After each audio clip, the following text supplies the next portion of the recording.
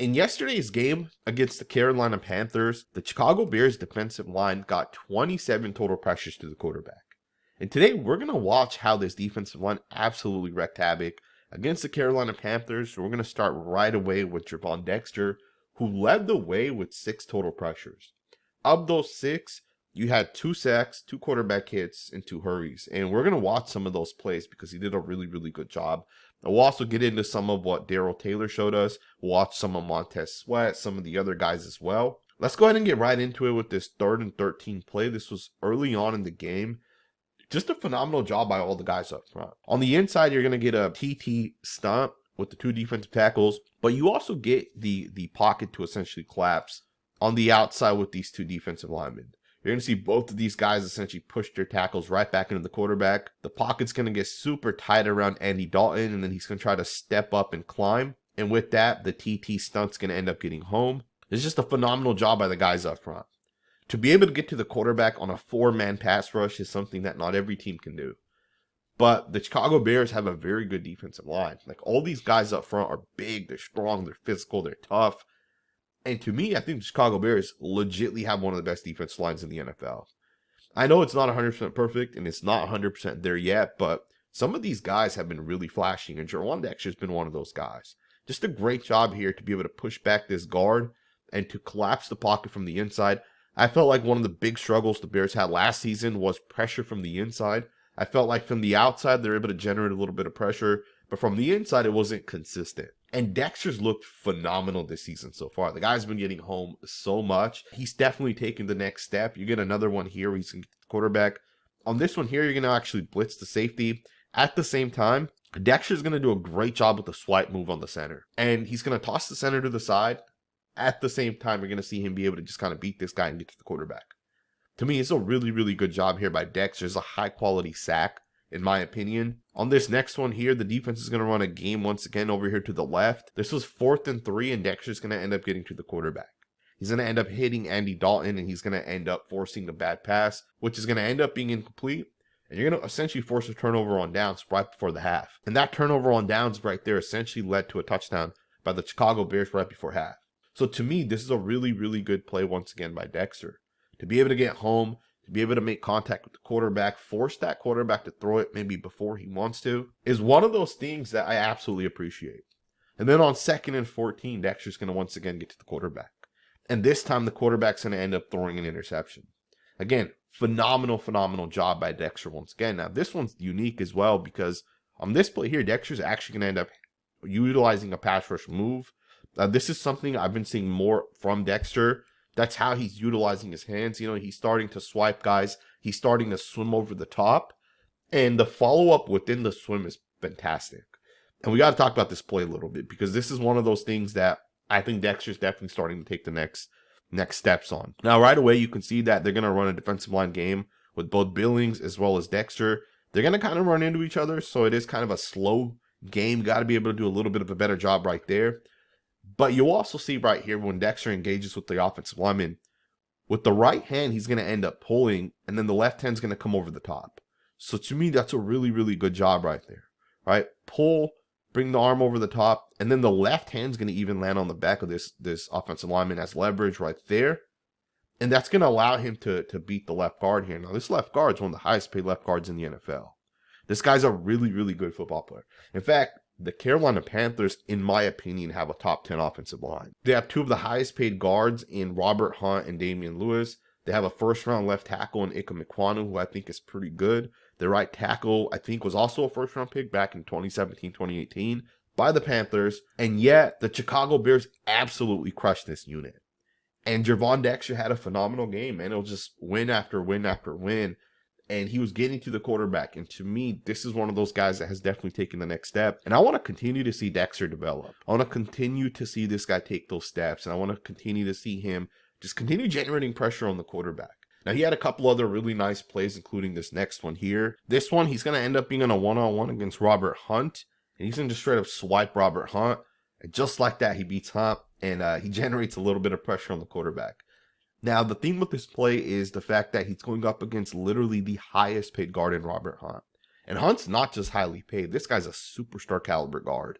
He is arguably the best guard in the NFL, and Dexter straight up beats him at the point of attack, and this was 3rd and 9 as well, right? So you got a 3rd and 9, Dexter generates pressure, the quarterback has to get the ball out because of this pressure right here. Love it. Love the swipe. Look at that double hand swipe. Bam. And you're going to see Robert Hunt kind of get off balance a little bit. Keep in mind the slide's going to be to the right as well because of the fact that they're going to call out 53 as the mic. So you're going to slide towards the right because of that.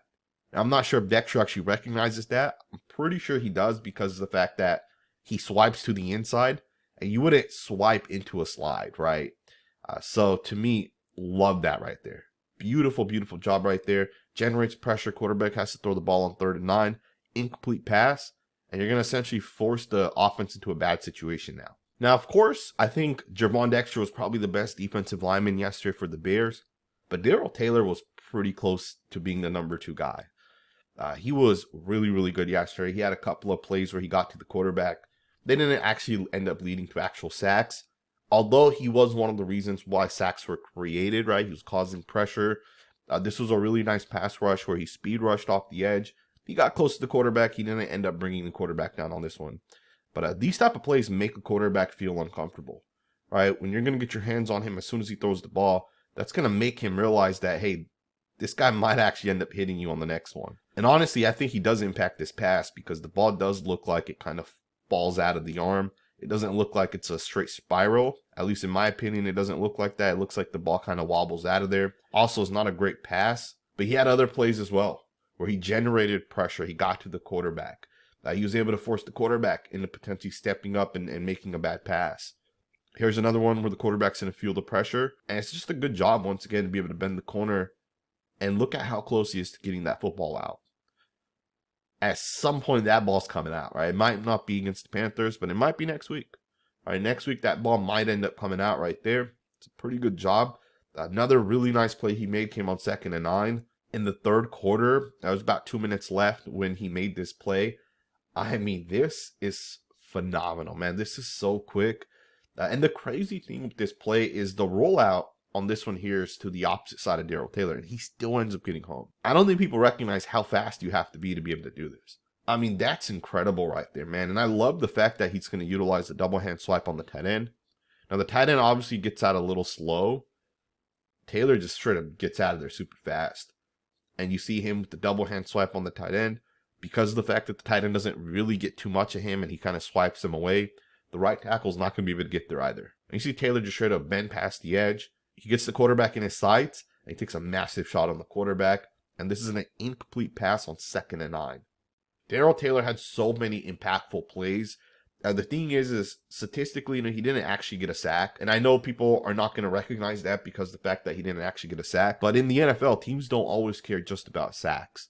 On 3rd and 10, a team will take a quarterback hit as opposed to no pressure at all. On 3rd and 10, they would rather you get to the quarterback and generate pressure than no pressure at all. Right? I know a sack is obviously the best case scenario, but there's still plays that a defensive lineman can make that actually impact an offense. And here's a great example of that. Right? You got a 3rd and 10, and you're essentially not going to be able to get the first down on this one. Now, I think this ended up being 4th and inches, but to me, these are plays that you're making, right? And honestly, if the coverage was a little bit better, if you tackle this a little bit faster, you're probably in a 4th and 4 situation. In fact, if you guys watch this from this angle here, as soon as the tight end catches the ball, the tight end's going to end up catching and he's going to run for about 4 or 5 yards, right? You can see him kind of carry those defenders a little bit. But again, still a great job by the defensive end on this one. Now, Taylor also did a really good job against the run, and I want to just show you guys maybe 2 or 3 plays of him in the run specifically, and then we'll also switch focus, and we'll talk about DeMarcus Walker a little bit as well. I felt like Darrell Taylor's biggest jump so far for me this season has been his ability in the run. And, one of the things with the run game that I feel like people don't recognize is in the run game specifically, you might not realize guys that are actually making plays, guys that are actually doing things properly unless you watch the tape and you have this angle of it, because from the broadcast angle, it's really hard to tell which guys are making plays. So Taylor here is the backside of a split zone, right? So essentially this tight end here is going to have a wham block on Taylor, right? He should be able to cut this guy off because the zone towards the right should be able to bend back into this gap if it's needed, right? Essentially, if this guy sets the front side edge, the running back's able to cut it back towards the left of your guys' screen. But the thing is on this play, Taylor just avoids that wham block altogether. The second he ends up avoiding that wham block, well, for the running back on a zone run, you expect to be able to bend this back towards the left of your screen. And that's not going to happen because of what Taylor does on this, right? So this guy's impacting plays and people might not even recognize it, right? This is such a great play by Taylor, but again, the guy was phenomenal against the run yesterday. So many high-quality plays by Taylor against the run. He was getting in there. He was getting after it, just being a really solid overall football player. And I think this was such a great trade for the Chicago Bears because this was a high-reward, low-risk caliber player, and it's definitely paying off for the Bears because Taylor's now basically a full-time starting defensive lineman. Yes, it might be a one-year rental unless the Bears decide to pay Taylor, but, I mean, the guy's productions, you see it on tape. The guy's a very, very good football player. But another guy that's been producing is going to be DeMarcus Walker. Now, we've already broken this play down. This was a sack that Gervon Dexter ended up getting. Walker and Dexter should technically split this sack. I think both guys do end up getting a credit for a sack on this one. Just a great job, right? You can see that Walker's going to end up fighting through the left guard to be able to kind of get there. Again, great job by both guys, but there are other plays this guy made as well. Walker technically had 6 total pressures. Here's another really nice play by Walker. This was 3rd and 6. These are moments that matter, right? These are the type of plays that you got to be able to essentially get after the quarterback. And you see Walker do a phenomenal job, right? He's going up against Damian Lewis, a really good offensive lineman. He's going to essentially push and then pull him, and it works. And now keep in mind, the center's right there to kind of help, but if the center is not here, I mean, this is a potential sack. Also, if the containment was a little bit better towards the left, Walker gets home essentially, right? That's a great job right there by Walker to be able to beat the left guard. Just a really, really solid job. He had a couple other plays that he made that I want to show you guys, including this one right here. This is going to be 3rd and 12. This is actually going to end up being the fumble, right? So the quarterback's going to throw the ball to the tight end. You're going to get a big hit here by the safety, and you're going to get a fumble. Gervon Dexter picks it up. But Walker, once again, is going to generate pressure, and once again, he's going to beat this guard. Now, I did actually see just right now that this guy was dealing with some sort of injury. I guess he missed a lot of snaps last week, so he might be hurt. I'm not 100% sure. Hurt or not, this is a bad rep regardless how you look at it. To me, this is a really, really good job by Walker. Double head swipe. And another thing with this play is, you do have a defensive line game with Walker and Taylor. And what Walker does on this play is going to be overlooked, but we'll give him a little bit of credit for this one. So he understands he's the first guy that has to go on this defensive line game. So as he attacks upfield on this defensive line game, he needs to get to the inside shoulder of this tackle.